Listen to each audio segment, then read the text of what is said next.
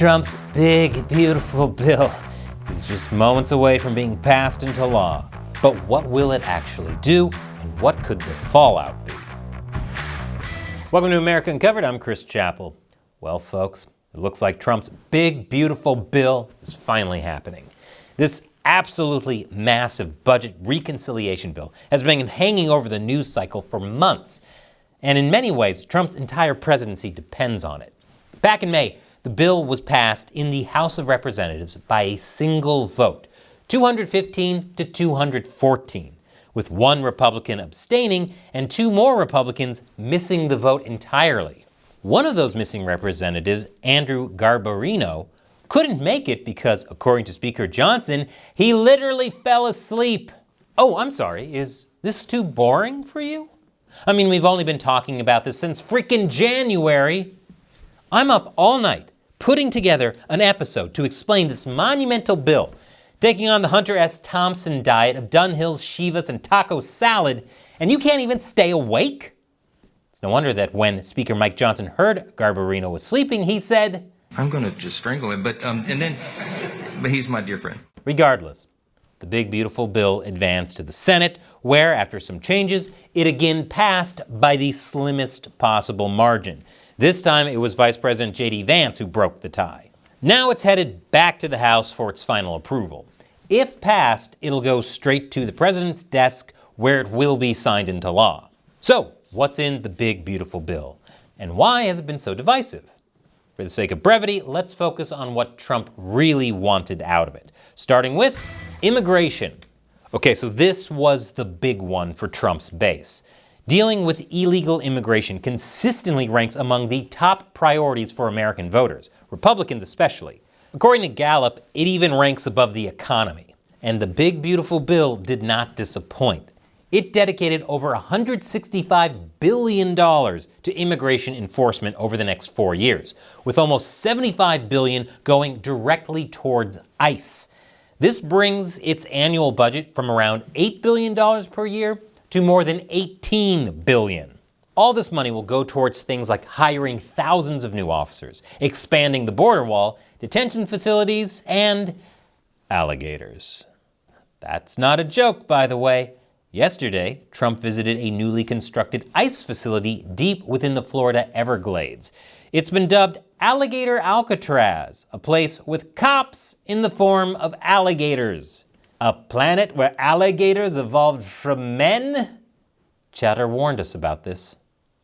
When questioned by the media, Trump had this to say. The idea that if some illegal immigrants escape, they just get eaten by an alligator or a snake or something? I guess that's the concept. Brutal. But I'm just going to assume he's joking. I mean, there's no way what's that, Shelley? Oh, it looks like we have leaked security camera footage from the detention center. Let's take a look. Okay, we have confirmation that alligators are present in the area. All right, the prisoner is making a jump for it, and, oh, that was close. Now let's see if he can get to the next one, and oh, God, the humanity. I can't bear to look.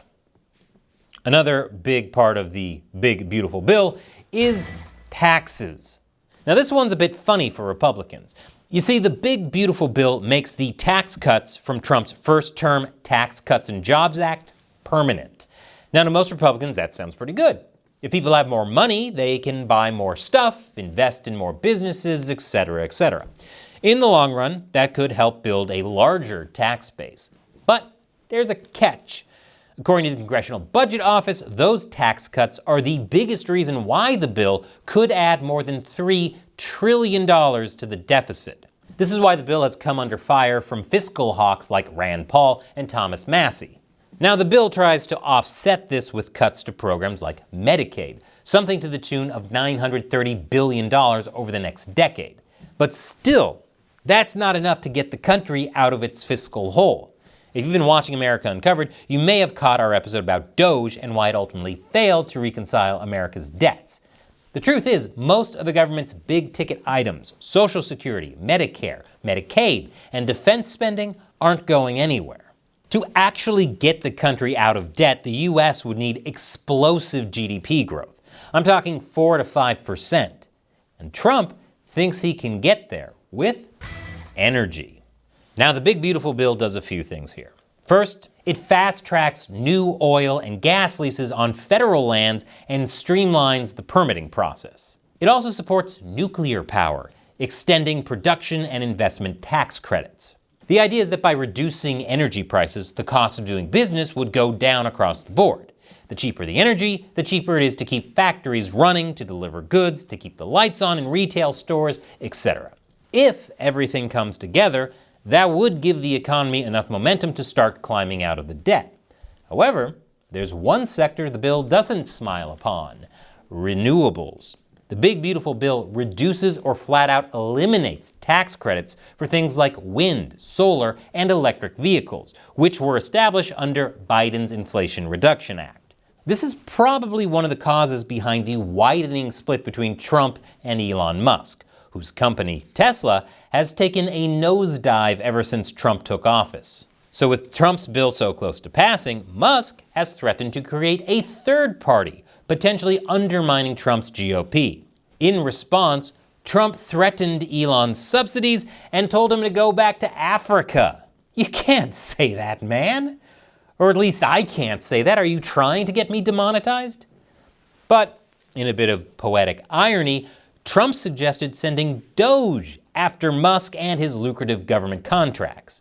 Doge is the monster that might have to go back and eat Elon. Wouldn't that be terrible? That's it. I'm convinced. We're not living in a simulation. We're living in a Shakespearean tragedy. Specifically, Antony and Cleopatra. What manner of thing is your crocodile? Trump is Caesar. Elon is Mark Antony. Cleopatra? Well, obviously, that's Grimes. You. In any case, the big beautiful bill marks the real beginning of Trump's second term. And only time will tell whether this bill fundamentally changes America's course in history or if Trump becomes the next Pitfall Harry. So what do you think? Leave your comments below. And before you go, be sure to check out this other episode of America Uncovered recommended by the algorithm. And we don't make enough from YouTube to keep this show going. Support America Uncovered for just the price of a bag of coffee at our premium website, americauncovered.tv. Once again, I'm Chris Chappell. Thank you for watching America Uncovered.